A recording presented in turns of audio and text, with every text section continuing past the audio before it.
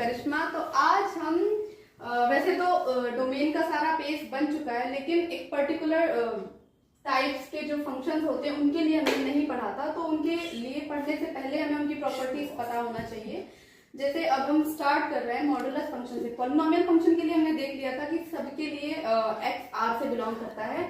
अब हम modulus function, logarithmic function, exponential, जो मतलब नेम वाले हैं फंक्शंस जिनको हम जानते हैं, उनके लिए हम अलग से पहले उनकी प्रॉपर्टीज डिफाइन कर लेंगे, फिर उन पर बेस्ड क्वेश्चन करेंगे। तो ये एक फाइनल क्लास होगी। इसके बाद मतलब इस पे बेस्ड 50+ क्वेश्चन होंगे and the end of domain. Okay, what is modulus function? Modulus function क्या है? y equals to mod of x जैसा जो दिखेगा वो मॉडुलस फंक्शन है। और ये कैसे डिफाइन होता है? अगर x greater or equals to 0 तो उसके लिए इसकी वैल्यू एज इट इज आ जाएगी, और जब x की वैल्यू लेस देन 0 है तो उसकी वैल्यू के साथ नेगेटिव साइन आएगा। ठीक है, तो ये तो यूजुअली सबको पता होता है। इसकी कुछ प्रॉपर्टीज हैं जो अगर हमें नहीं पता होंगी तो क्वेश्चन सॉल्व करते टाइम, डोमेन निकालते टाइम प्रॉब्लम होती है, बहुत ज्यादा होती है, सॉल्व ही नहीं होते क्वेश्चन। ठीक है, तो प्रॉपर्टीज क्या है? Mod of x square equals to x square. ये ऐसे ही नहीं लिख देना है, ये प्रॉपर्टी हम तब अप्लाई करेंगे जब ये देखेंगे कि दोनों साइड एक्स या तो पॉजिटिव हो या नेगेटिव हो, तब हम mod of x square equals to x square वाली चीज अप्लाई करेंगे। ठीक है, सेकंड है mod of x less than ए अगर गिवन होगा तो सबसे पहले देखेंगे ए कैसा है, पॉजिटिव है या नेगेटिव है। अब जितनी भी चीजें हम मॉडुलस के लिए जितनी भी प्रॉपर्टीज हम पढ़ने जा रहे हैं, सबसे पहले उसमें पॉजिटिव नेगेटिव वाली चीज देखना है, क्योंकि इससे बहुत मैटर करेगा। अगर mod of x less than n है, लेस देन ए है, it means x minus A to A के बीच में बिलोंग कर रहा है। ठीक, थर्ड प्रॉपर्टी है mod of x less than A और ए नेगेटिव है, तो कोई भी मॉडुलस फंक्शन जब भी आएगा हमेशा पॉजिटिव आएगा, नेगेटिव कभी नहीं आएगा। तो अगर किसी नेगेटिव से छोटा दिखाया जा रहा है मॉडुलस फंक्शन को, इट मींस किसी पॉजिटिव नंबर को किसी नेगेटिव नंबर से छोटा दिखाया जा रहा है, तो ये कभी पॉसिबल है नहीं। तो इसके लिए क्या हो जाएगा? नो सोल्यूशन हो जाएगा। ओके, फोर्थ प्रॉपर्टी क्या है? Mod of x greater than ए अगर पॉजिटिव है तब। ठीक है, अगर पॉजिटिव है तो उसके लिए हम क्या रूल लगाएंगे कि x ग्रेटर देन ए हो जाएगा union x less than minus a. वैसे करने को हम इनके प्रूफ कर सकते हैं, लेकिन ऐसे रिमाइंड कर लो, मेमोरी में रख लो तो ज्यादा बेहतर होगा, क्योंकि क्वेश्चन में डायरेक्ट अप्लाई करना होता है। डिमांड होगी तो आप कमेंट सेक्शन में लिख देना, मैं इनके प्रूफ इंडिविजुअल करके दिखा सकती हूँ सबका कि ये कहाँ से कैसे आ रहे हैं। बट अभी के लिए प्रॉपर्टीज है जिन्हें समझ लेते हैं, इनमें बेस्ड क्वेश्चन करेंगे। ओके, अगर mod of x greater than ए है और ए नेगेटिव है तो कोई भी पॉजिटिव नंबर नेगेटिव नंबर से हमेशा बड़ा होता है। तो उसको सॉल्व करने के लिए क्या ही, उसके लिए जितने रियल नंबर होंगे सब एप्लीकेबल होंगे, तो इसके लिए x बिलोंग्स टू r हो जाएगा। ओके, 6 पॉइंट क्या है? अगर modulus of x is greater than a and less than b तो इसका डोमेन क्या होगा?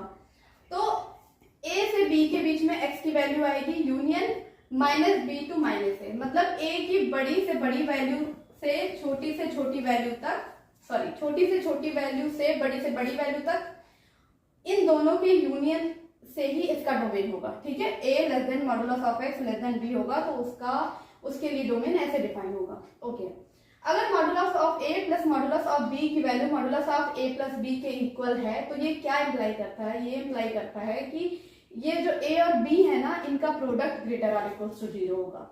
ओके, अगर modulus of a plus modulus of b equals to modulus of a minus b है, इट मींस a और b का product less than और equals to 0 होगा। तो ये कुछ प्रॉपर्टीज हैं और इतनी ही प्रॉपर्टीज हैं, बाकी जितने होंगे सब इन्हीं में से किसी न किसी से डिफाइन हो जाएंगे। तो अभी हम क्या करेंगे, मॉडुलस फंक्शन, लॉगरिथमिक फंक्शन, सबका 1 बाय 1 प्रॉपर्टीज और उनका डेफिनेशन समझ लेंगे, फिर इन पर बेस्ड 50+ क्वेश्चन करेंगे, जिससे कॉन्सेप्ट बिल्कुल क्लियर हो जाएगा। ओके, तो अब हम सेकंड फंक्शन देखेंगे, लॉगरिथमिक फंक्शन। तो सबसे पहले ये देखेंगे डिफाइन कैसे होता है।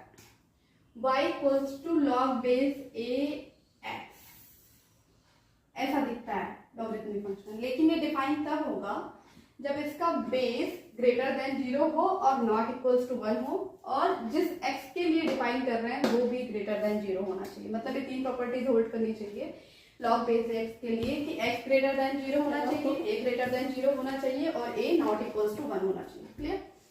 जब भी हम लॉगरिथमिक का क्वेश्चन सॉल्व करने जाएंगे डोमेन के लिए, तो इन्हीं तीन चीज को पहले सॉल्व करके देखेंगे कि जिस भी x के लिए f ऑफ x की जगह पर कुछ f ऑफ x होगा, उसको ग्रेटर देन 0 रख के x की वैल्यू निकालेंगे और a वाली चीज चेक कर लेंगे कि ये ग्रेटर देन 0 और नॉट इक्वल्स टू 1 है या नहीं। अगर नहीं है तो डिफाइन ही नहीं होगा ना, ठीक है। इसकी प्रॉपर्टीज क्या है, अगर log a इंटू बी के प्रोडक्ट में लिखा हो तो इसको इनके इंडिविजुअल सम में लिखा जा सकता है log a plus log b। ऐसे इसमें कुछ प्रॉपर्टीज तो ऐसी है जो हमें बहुत अच्छे से आती है, लेकिन कुछ है जो हमें देख लेना चाहिए क्योंकि उनसे क्वेश्चन आसान हो जाता है करना। log base a by log a by b में क्या होगा, log a minus log b। log base a to the power a मतलब log बेस a पर a की वैल्यू क्या होगी, 1 होगी। log बेस a पर b की वैल्यू अगर चेक कर रहे हैं, अगर इसका रेसिप्रोकल कर देंगे तो जैसे यहाँ log बेस a पर b की वैल्यू थी तो b पर a की वैल्यू हो जाएगी। फिर क्या है कि अगर log बेस b पर a की वैल्यू है तो इन पर हम सेम बेस लगा के इनको हम फ्रैक्शन में लिख सकते हैं, log बेस m पर a log बेस m पर b, ठीक है। log बेस b पे a to the power n की वैल्यू क्या हो जाएगी, n अब बाहर आ जाएगा, जैसे हम करते थे log x स्क्वायर को 2 log x, वैसे ही इसकी पावर इसके मल्टीप्लिकेशन में आ जाएगी और बाकी का as it is, okay. log base b to the power m a to the power m, ये कैसे होगा कि n बाई m हो जाएगा, log base b as it is. a to the power log base c b, तो इसके लिए क्या हो जाएगा, हम इसको चेंज कर सकते हैं इससे, ठीक। a की जगह b, b की जगह a, okay. a to the power log base a b, जैसे इसी वाली प्रॉपर्टी से हम इसको चेंज करेंगे तो यहाँ पे b आ जाएगा और यहाँ पर a आ जाएगा। b to the power log base a पर a की वैल्यू, log बेस a पर a की वैल्यू यहाँ से प्रॉपर्टी थर्ड से इसकी वैल्यू क्या हो जाएगी 1, तो वैल्यू ओनली क्या आ जाएगी b, ठीक है। ये कुछ प्रॉपर्टीज हैं, अभी हम सब इस पे क्वेश्चन देखने वाले हैं, लेकिन अभी के लिए ये सारी प्रॉपर्टीज आप नोट डाउन कर लें, जब क्वेश्चन करने जाएंगे तो इनका बहुत ज्यादा रोल होने वाला है, ओके। तो अब हम देखेंगे third type of greatest integer function, ठीक है। उससे पहले हम ये जान लेते हैं कि इन टाइप्स के फंक्शन का सिर्फ डोमेन में यूज है या कहीं और भी यूज है, ठीक है। हम जो दूसरे चैनल पे हायर मैथमेटिक्स के लिए पढ़ रहे हैं, जहाँ पे भी ऑलमोस्ट 12-15 वीडियो हो चुकी हैं, वहाँ इसका बहुत ज्यादा यूज होने वाला है। अगर आपको हायर मैथमेटिक्स के लिए प्रिपेयर करना है या आप कर रहे हैं तो आपके लिए मैं लिंक डिस्क्रिप्शन बॉक्स में डाल दूंगी आफ्टर डिमांड, ऐसे नहीं डालूंगी मैं क्योंकि कोई कर रहा है कोई नहीं कर रहा है। अभी के लिए क्या है कि ये वाली चीज आप फॉलो करें, ये वाली प्लेलिस्ट फॉलो करें कि ये सबसे ज्यादा बेस है, ये बहुत इंपॉर्टेंट है कि हर फंक्शन के बारे में अवेयर होना कि किसकी कितनी प्रॉपर्टीज हो सकती हैं, ठीक है। अब हम आगे बढ़ते हैं। तो इस ग्रेटेस्ट इंटीजर फंक्शन दिखता कैसा है, ये ऐसा बॉक्स में दिखेगा, ठीक है। और ये कैसी वैल्यूज लेता है, takes its left side integer value. अगर इंटीजर रियल लाइन पे हम देखेंगे, यहाँ पे कहीं 4 है मान लो, यहाँ 5 है और हमें 4.5 की वैल्यू निकालना है ग्रेटेस्ट इंटीजर फंक्शन की, तो वो लेफ्ट साइड की वैल्यू मतलब 4 को लेगा, ठीक है। एग्जाम्पल के लिए हम देख लेते हैं, जैसे 3.89 है तो 3 और 4 के बीच में होगा कहीं, तो 3 लेफ्ट में है 4 राइट में है, तो इसकी वैल्यू क्या हो जाएगी 3। 4.84 के लिए लेफ्ट वाली चीज 4, 2.12 के लिए लेफ्ट वाला 2, माइनस 2.32 के लिए अब देख लेते हैं, यहाँ पे कहीं -3 होगा, यहाँ पे कहीं -2 होगा,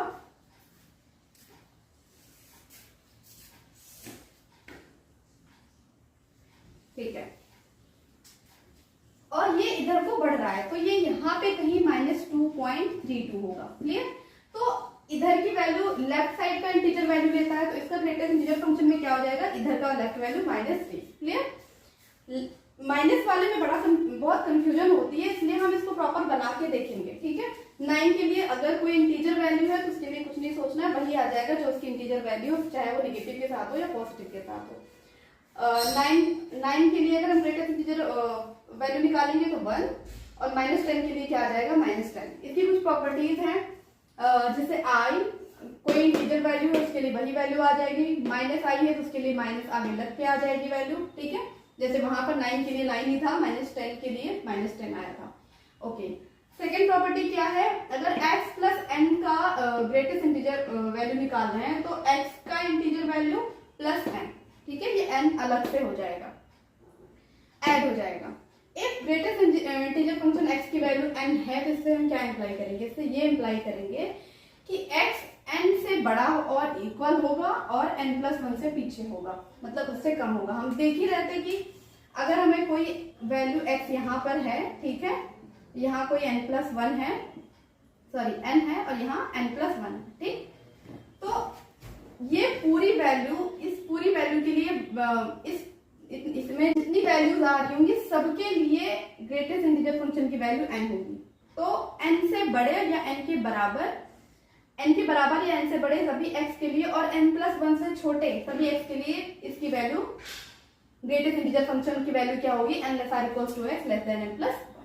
ओके, फोर्थ प्रॉपर्टी क्या है, greatest integer function x plus greatest integer function of -x, मतलब सेम x है, बस एक पॉजिटिव के साथ एक नेगेटिव के साथ है, उनका सम करेंगे तो क्या आएगा।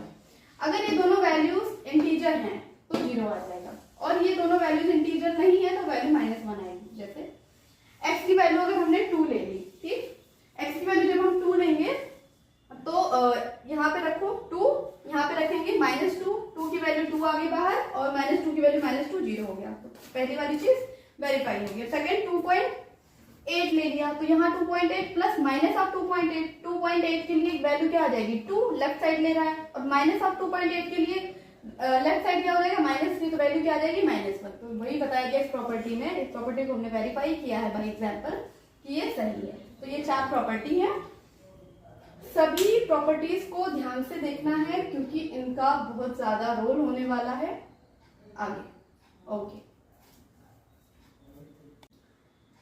ओके, तो अब हम कुछ और 3-4 टाइप के फंक्शन बचे हैं, वो भी देख लेंगे कैसे दिखते हैं, उनकी प्रॉपर्टीज क्या हैं। इसके बाद हम क्या करेंगे कि जो 6 टाइप के हमने फंक्शन देखे हैं, इन सबका रेंज देखेंगे और उनका ग्राफ देखेंगे, ठीक है, क्योंकि ग्राफ से ही रेंज क्लियरली दिखता है कि इसका रेंज क्या होगा, ठीक है। ये फुल हो जाएगा, फिर हम क्वेश्चन ही क्वेश्चन करेंगे, फिर कोई दिक्कत नहीं होगी कि रेंज, डोमेन, इसमें कोई कंफ्यूजन ही नहीं होने वाली। बस आप इन प्रॉपर्टीज को ध्यान में रखें, और जो प्रीवियस जितना भी हमने पढ़ा है इससे रिलेटेड टॉपिक्स वो सारे, ठीक है। फ्रैक्शनल पार्ट फंक्शन क्या होते हैं, इसको रिप्रेजेंट करते हैं ये कर्ली ब्रैकेट में, ठीक है, और ये क्या शो करते हैं, it shows after decimal value of non integer. कोई इंटीजर है तो उसके डेसिमल के बाद तो after decimal, sorry non integer है तो आफ्टर डेसिमल वैल्यू कुछ होगी नहीं, 0.0 होगा तो उसके लिए तो 0 आ जाएगी वैल्यू। जैसे ये 3 के लिए कोई पॉइंट के बाद कोई वैल्यू नहीं तो 0। अदरवाइज 3.14 है तो इसके बाद 0.14 जो है ना, ये इसकी वैल्यू हो जाती है, ठीक है, 14 इसकी फ्रैक्शनल पार्ट की वैल्यू हो जाएगी, ठीक है, 0.14। प्रॉपर्टीज क्या है कि फ्रैक्शनल पार्ट की वैल्यू हमेशा 0 से और 1 के बीच में होगा। अच्छा, कभी देखा है कि पॉइंट के बाद जो भी वैल्यूज होती है ना वो लेस देन 1 होती है, और फॉर श्योर ग्रेटर देन 0 ही हो रही होंगी नॉन इंटीजर के लिए। इंटीजर है तो उसके लिए 0 हो जाएगा, ठीक। फ्रैक्शनल पार्ट अगर हम निकाल रहे होंगे x प्लस n का, तो सिर्फ x का निकाल दो, वही fractional part of x plus n हो जाएगा। जैसे हमने अभी ग्रेटेस्ट इंटीजर फंक्शन में देखा था, greatest integer function of x plus greatest integer function of -x, तो वहां 0 होता था for x belongs x equals to i के लिए, और -1 होता था x not equals to i के लिए, i मींस इंटीजर। यहाँ पे 0 होगा x इक्वल्स टू इंटीजर के लिए, और 1 होगा x not equals to integer के लिए। वहां भी एग्जांपल से हमने सॉल्व किया था, मतलब देखा था कि हाँ ये प्रॉपर्टी ठीक है। यहाँ भी आप सेम एग्जांपल लगा के देख सकते हैं जो हमने पीछे लगाया, ठीक है। अच्छा, ये क्या होते हैं फ्रैक्शनल पार्ट फंक्शन। किसी भी फंक्शन को हम इन 2 पार्ट के सम में लिख सकते हैं, greatest integer function plus fractional part function. Clear, ये इतना था अपना फ्रैक्शनल पार्ट फंक्शन का कॉन्सेप्ट कि हाँ इतना ही होता है। अब हम क्वेश्चन के थ्रू देखेंगे अगर थोड़ा बहुत कुछ और एक दो प्रॉपर्टी निकल के आती है तो। ओके, सिग्नम फंक्शन क्या होते हैं, ये मॉडुलस फंक्शन से बना होता है। बेसिकली इसको हम मॉड x बाई x, ठीक है, ये कहते हैं, लेकिन इसको शो करते हैं हम SGN of x, signum of x। और ये कैसे दिखेगा, अगर x ग्रेटर देन 0 है, ठीक है, तो ये इसकी वैल्यू x आ जाएगी, x बाई x की वैल्यू 1। x ग्रेटर देन 0 के लिए सिग्नम फंक्शन की वैल्यू कितनी हो जाएगी 1।